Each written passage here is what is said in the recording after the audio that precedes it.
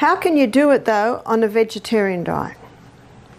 Let's have a look. And we're going to go to Genesis 1:29, where God's telling Adam and Eve what to eat. Because I don't think you can improve on the Garden of Eden diet. Let's have a look at it. In Genesis 1:29, God says, "Behold, I've given you every herb-bearing seed which is upon the face of the earth." We're going to have a look at the food. We're going to have a look at the protein content and the carbohydrate content. God says, "Behold, I've given you every herb-bearing seed." So what's a seed? That would be grain. A seed would be legume, like often called the beans. And a seed would also be seed. So let's look at grain.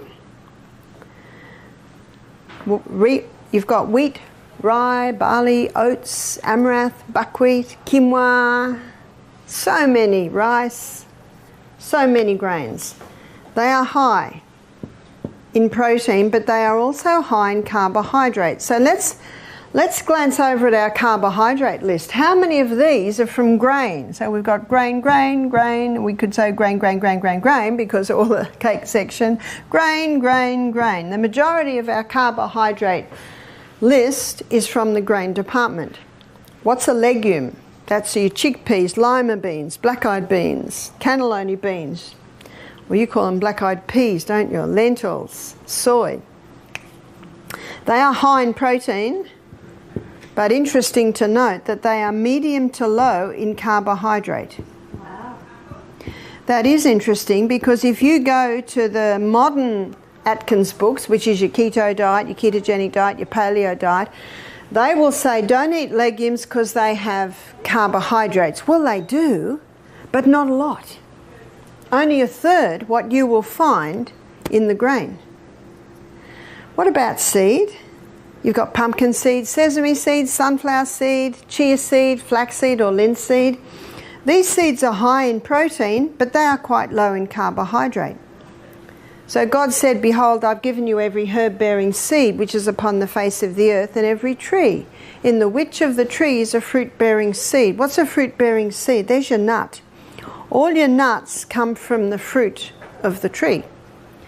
And we've got, you say pecan, we say pecan, walnuts, cashew, Brazil, hazelnut, almond, so many nuts.